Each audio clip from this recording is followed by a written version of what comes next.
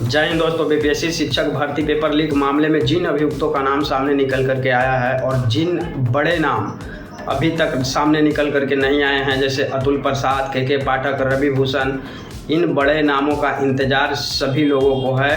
क्या ईओयू इनके नामों की उजागर करेगी? कहीं ना कहीं जो है अतुल प्रसाद हर वो मामले में प्रेस वालों को और इन दलालों को, विशाल चौरसिया, अंशु सिंह जैसे दलालों को कहीं ना कहीं सपोर्ट कर रहे थे।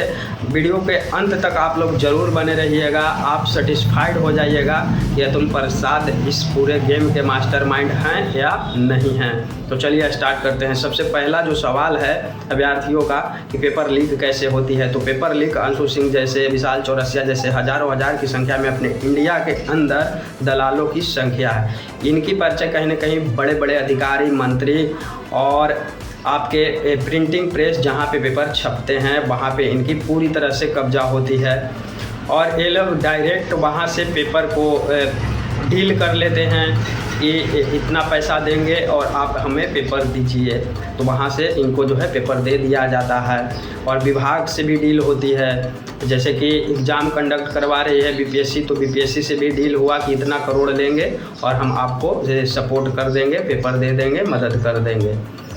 ठीक इसी प्रकार से इन लोगों की कमाई होती है। बीपीएससी में विगत 10 वर्षों में जितनी सारे भी एग्ज़ाम हुआ आप अवगत हैं, कहीं ना कहीं उसका पेपर लीक हुआ, कहीं ना कहीं क्वेश्चंस पेपर को पढ़वाए गए और जो लोग एलिजिबल नहीं थे उनको एलिजिबल बना करके जॉब दे दिया गया। तभी तो बीपीएससी मेहरबान थी।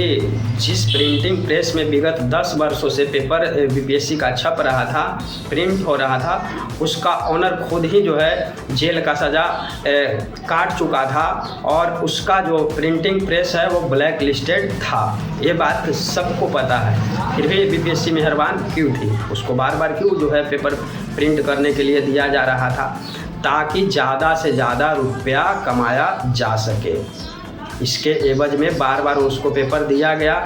सबसे पहले तो जो लोग पेपर निकाल लेते हैं, जैसे जो दलाल टाइप के लोग हैं, मंत्री, कुछ मंत्री जो है दलाल टाइप के हैं और कुछ अधिकारी भी दलाल टाइप के हैं और ये लोग तो हैं ही विशाल चौरसिया जैसे लोग।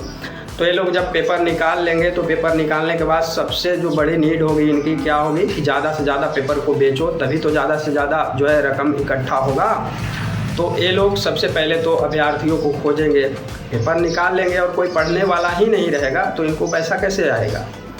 तो ये लोग ज़्यादा से ज़्यादा अभ्यर्थियों को खोजेंगे। और TRE 2 में व्यापक पैमाने पर भी बच्चों को क्वेश्चन पढ़वाया गया। फ़र्क सिर्फ इतना था कि वहाँ पे जो है अभ्यर्थियों को कोचिंग संस्थान के थ्रू उठाए गए ताकि जो है कोचिंग संस्थान का भी नाम ऊँचा हो जाए और उनको भी जो है कुछ रकम जनरेट वहाँ से भी वो कर पाएँ। क्योंकि आपको पता था कि 10 लाख में जो है ये लोग पेपर बेच रहे थे, तो कहीं कहीं 15 लाख भी मांगा जा रहा था। तो कहीं ना कहीं बीच में पैसा जो है डिस्ट्रीब्यूट हो रहा था दलालों के बीच में, है ना, छोटे बड़े दलालों को मिला करके पैसा डिस्ट्रीब्यूट हो रहा था। अब सेकंड नंबर पॉइंट पे हम आते हैं, बाकी फिर हम आपको हर वो प्रूफ दिखाऊँगा कि कैसे जो है अतुल प्रसाद ने इन दलालों की मदद की है। सेकंड नंबर पॉइंट पे आते हैं कि अभ्यर्थियों को क्वेश्चंस कैसे रीड करवाया जाता है। तो अभ्यर्थियों को क्वेश्चंस रीड करवाने के लिए अभ्यर्थी से ये डिमांड होती है कि सबसे पहले आपको 1 भी रुपया नहीं लगेगा, आपको डॉक्यूमेंट देना है ओरिजिनल मैट्रिक का, इंटर का और आपका ग्रेजुएशन का और जो भी आपके शैक्षणिक प्रमाण पत्र हैं, जैसे कि DLED, B.Ed या VLED, जो भी उसके समकक्ष आपके पास जो डिग्री है वो आपको देनी पड़ेगी ओरिजिनल। उसके बाद जो टर्म एंड कंडीशन होता है कि जैसे ही आपका पेपर लड़ गया तो आप एग्ज़ाम हॉल से बाहर निकलिएगा तो 1 से 3 लाख के बीच में जो है दलालों का डिमांड रहता है कि रुपया आपको देना है। अलग अलग दलालों की अलग अलग जो है डिमांड होती है, किसी का 1 लाख तो किसी का 2 लाख तो किसी का 3 लाख रुपये का डिमांड होती है। अब TRE 3 में बहुत सारे जो पकड़ में तो 300 ही कुछ लोग आए थे और लगभग ऐसे 15 से 20 हज़ार अभ्यर्थी हैं जो पैसा गवा दिया, अपने गार्जियन का पैसा या अपना खुद का पैसा गवा दिया 1 से 2 लाख। आगे मैं वीडियो में चर्चा करूंगा कि मैं ऐसा क्यों बोल रहा हूं कि अतुल प्रसाद फिर भी जो है इन लोगों को जो है मदद कर रहे थे या बीपीएससी के जो भी अधिकारी थे इनको मदद कर रहे थे, क्योंकि ये तो अतुल प्रसाद तो थे नहीं उस समय में, TRE 3 के समय में तो थे नहीं। बट इनके अधिकारी फिर भी मदद कर रहे थे। आपको पता होना चाहिए कि जैसे ही रेलवे का अगर कोई एग्ज़ाम होती है, कहीं पे टेक्निकल इश्यू हो या पेपर लीक का मामला हो, तो तुरंत ही शाम को नोटिफिकेशन आ जाता है कि एग्ज़ाम को फलाने सेंटर पे या फलाने जगह पे रद्द किया जाता है, इसका एग्ज़ाम बाद में होगा। लेकिन बीपीएससी कहीं ना कहीं मदद कर रहा था उन दलालों को, क्योंकि क्वेश्चन निकल चुका था, अभ्यर्थी पढ़ चुके थे। अरे एक ही जगह पे न लोग धर आए हैं, वैसा 50 सैकड़ों जगह पे सेंटर बनाए गए थे अभ्यर्थियों को क्वेश्चन पढ़वाने के लिए, तो वो लोग पकड़ में नहीं आए और वो लोग पढ़ करके निकल गए। इसलिए हमारी भी बात हुई बहुत सारे लोगों से, और जो भी जानकारी है मैं वार्तालाप के दौरान ही आपके साथ साझा कर रहा हूँ कि क्या कुछ वहाँ पे हुआ। अभ्यर्थी जब इतना सारा कुछ, देखिए डॉक्यूमेंट सबमिट कर दिए दलालों को, आपके एरिया में भी जो दलाल होंगे इस तरह की बात है आपके पास भी पहुंची होगी। अभ्यर्थी मतलब कल आपका एग्ज़ाम है और आज जो है आप पेपर पढ़ने गए हैं, 1-2 दिन पहले आप पेपर पढ़ने गए हैं, रात में आपको पेपर पढ़वाया जाएगा, रट्टा मरवाया जाएगा और भोर में आपको खाने पीने का पूरा व्यवस्था रहता है। जिनके पास जो है क्वेश्चन रहती है रियल में, खाने पीने का पूरा व्यवस्था, 4 बजे से आपको खाना खिलाया जाएगा और फिर जो है आपको 4 व्हीलर में बैठा करके एग्ज़ाम सेंटर तक छोड़ दिया जाता है। ये रियलिटी है, आप पता कर लीजिएगा। तो इतना सारा होने के बाद अभ्यर्थी का कहीं ना कहीं 20,000 अभ्यर्थी का 1-1 लाख रुपया फिर भी डूबा, फिर भी जो है पैसा पेपर रद्द होने के बाद भी जो है ये दलाल जो टाइप के लोग हैं वो लोग कमा लिए। और जहाँ जहाँ डील हुआ था प्रश्न पत्र, यूँ कह लीजिए प्रश्न पत्र देने के लिए जो आपका प्रिंटिंग प्रेस है वो भी पैसा कमा लिया, और इधर जो आयोग था बीपीएससी वो भी पैसा कमा लिया। फिर भी कमा लिया क्योंकि पेपर को जो है रद्द किया गया 5 दिन बाद।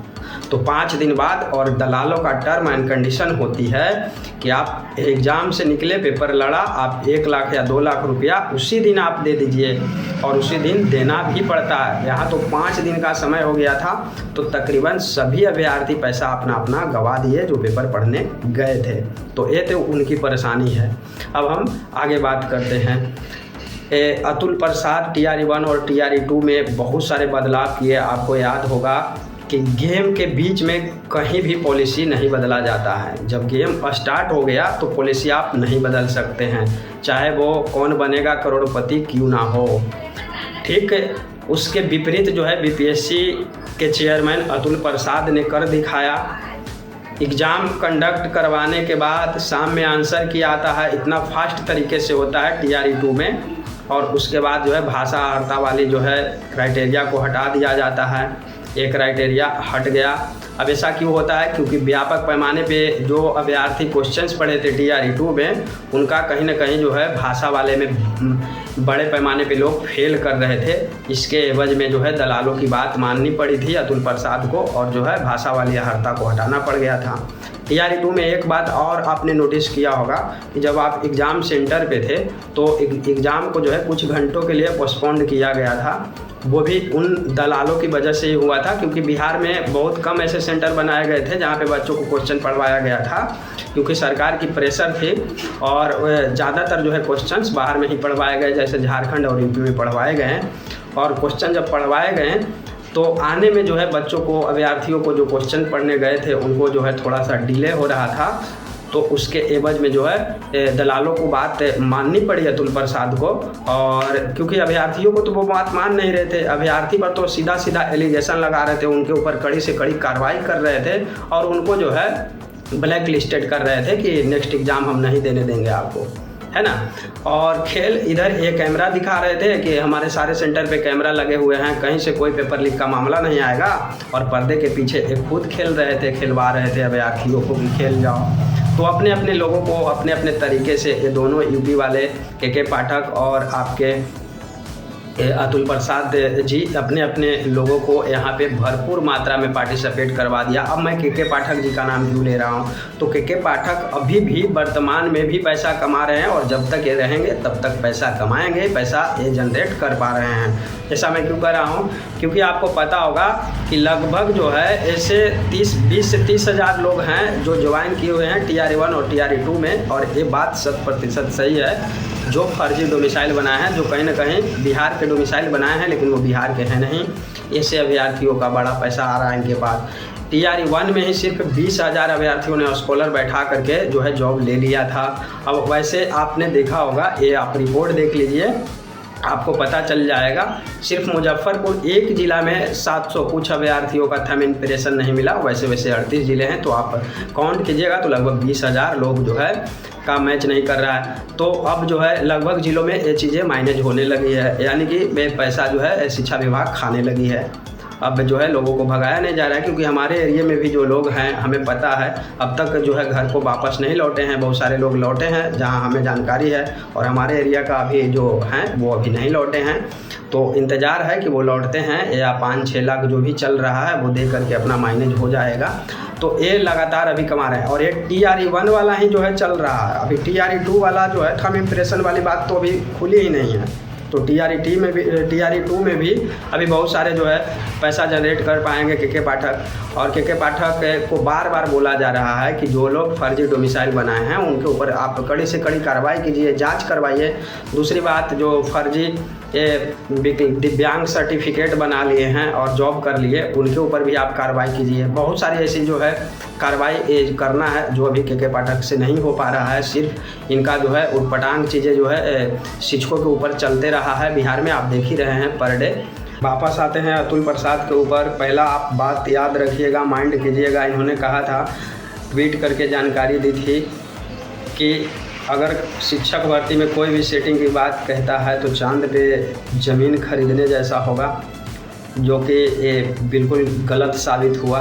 दूसरी बात, जब एग्ज़ाम संपन्न हो गया था TRE 2 का, उसके बाद जो है भाषा अर्हता को समाप्त कर देना कहीं ना कहीं ये स्पैम को दर्शाता है, घोटाला को दर्शाता है कि ये संलिप्त थे। मैं पहले ही बताया कि कहीं ना कहीं ये बड़े पैमाने पे अभ्यर्थी फेल हो रहे थे, जो जिसको क्वेश्चंस मिला था, क्योंकि वो क्वेश्चंस सिर्फ पढ़े थे, वो हल्के मेरे लिए थे कि भाषा वाला में तो यूँ ही पास कर जाएंगे, और 120 नंबर की वो रट्टा लगा रहे थे। यहाँ पे बड़ी संख्या में ये लोग फेल हो गए।